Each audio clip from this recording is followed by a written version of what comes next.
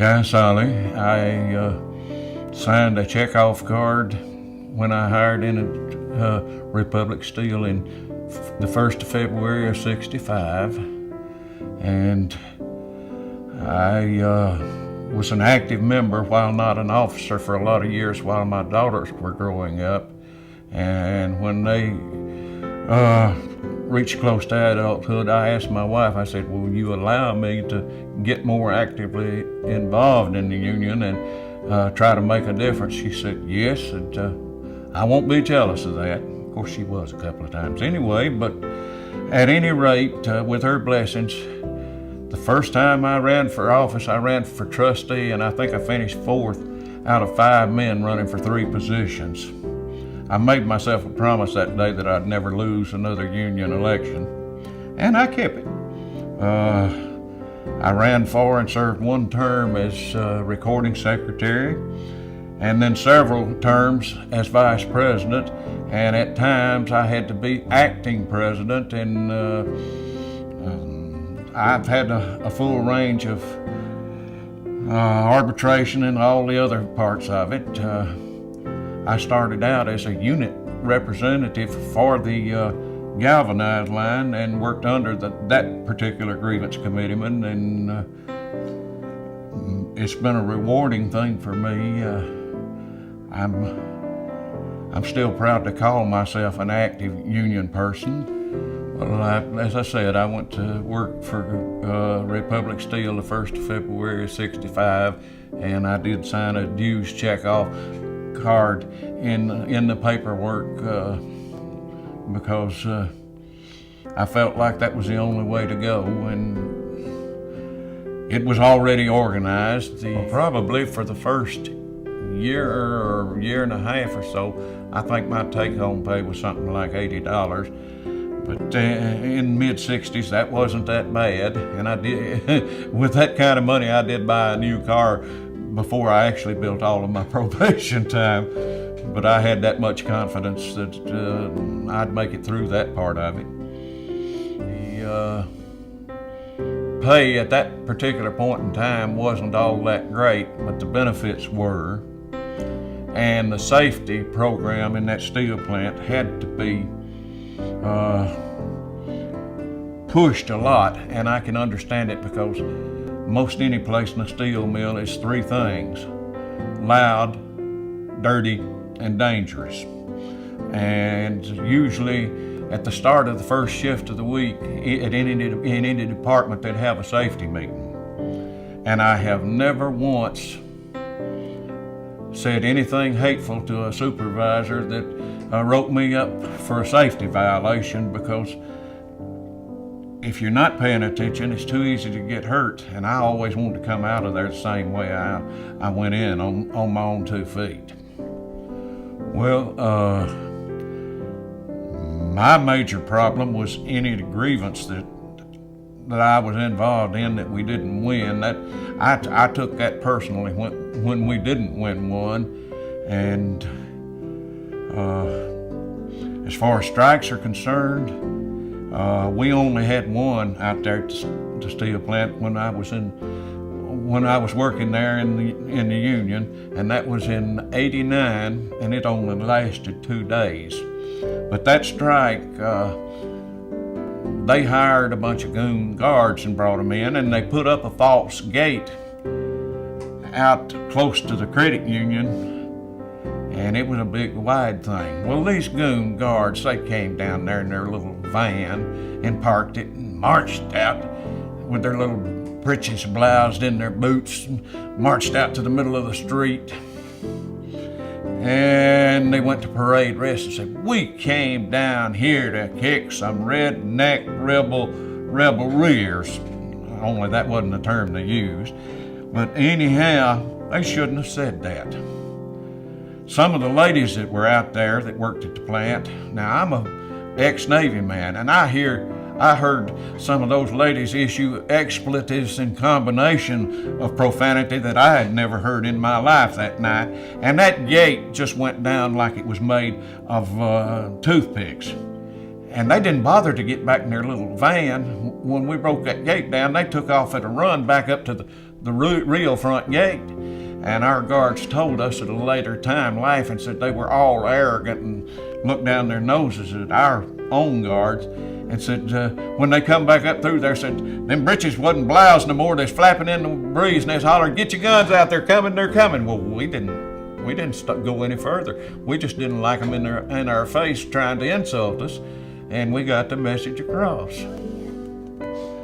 As far as the famous folks I've met, I've been acquainted with every international steelworker president from I.W. Abel forward to Leo Gerard, who is the president, international steelworker president. I attended 2 conventions in Las Vegas, 2 in Pittsburgh, and the first one ever held outside of the United States in Toronto, Canada. And I've always enjoyed them. And when I hear politicians talking about union bosses, it angers me, because in my 35 years I have yet to meet a union boss, because every one of them are elected democratically. And where my favorite union person is, I think Leroy would already know who I'm going to say there, a former local president here, and the man that taught me more about union than everybody else put together, my late friend Dafford Brewster, and traveling friend, and he couldn't have been any more my brother if we'd have shared the same DNA, and his passing last year left a gap in my life that will never, ever be filled, and to say I miss him would be a severe understatement. I admired him in every way and learned so much from him. The very first time we went to lunch together, he tipped the waitress an exorbitant amount. And I kind of looked at him a little funny, and he didn't say nothing in there. But on the way back, he said, look, if you get good service out here in the public, said you ought to tip them well, because they don't have a union representing them like you do. And that has stuck with me my entire life, and that has been my own philosophy about tipping ever since then, and my wife agrees with me on it. Well, as I said that day when I refused a nomination, my last words were, solidarity forever, because the union makes us strong. And I firmly believe that. And that's why I'm still committed to helping my brothers and sisters, especially the retired people, and staying active in it, because if we lose the union movement, there will be no middle class. There will be no blue collar middle class. There will only be the very wealthy and the very poor. And I understand that's what that other party wants. I'm a proud member of our Democratic Executive Committee, and I'll work for any Democratic candidate anytime. And there is only one Republican I know of that I could possibly vote for, and he worked out in the front office. His name's Blaine Gallagher. He was elected as a Democrat. In the last redistricting, he got put in an overwhelmingly Republican district. He asked to meet with the union leadership. This was back when the plant was still running in the 90s. Well, late 80s. Let me get that right, the late 80s. But anyhow, he told us, he said, I will continue to support you on your issues just like I have.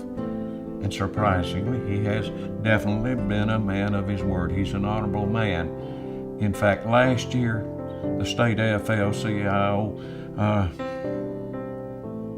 Aloft, Alabama Labor Awards Foundation, gave him the Friend of Labor Award, the first one of his party that's ever received it.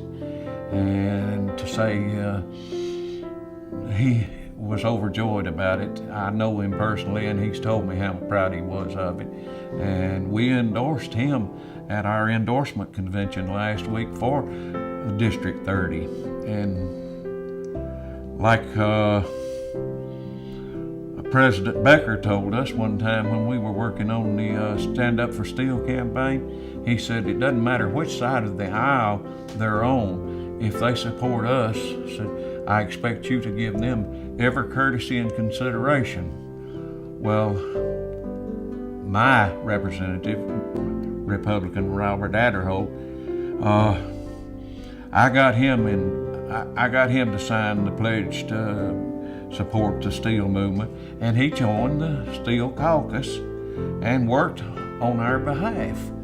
Well, he came down to take a tour of the plant, and he wanted to come out. I was acting president at that time. And he wanted to come out to Hall to see me. Well, I couldn't say no, and I did have some criticism about it, but I was only doing what International President George Becker told me to do, and anybody that said anything, that's exactly what I told him. And I took a tour of the plant with him that day, and I firmly believed if they act like our friend, we ought to treat them like our friend. Well, all I could do was tell them my experiences and my knowledge of the history of the union movement, and the fact that there would be no minimum wage if it weren't for the union. There would only be the super wealthy and the super poor without the union movement. That's obvious. And just like I would tell them, hey, I have never had but one friend in the Republican Party, and I named him. I would also encourage them, and in fact, my adult grandchildren have been told if they vote for a Republican, they better not let Pawpaw find out about it. And my wife did that.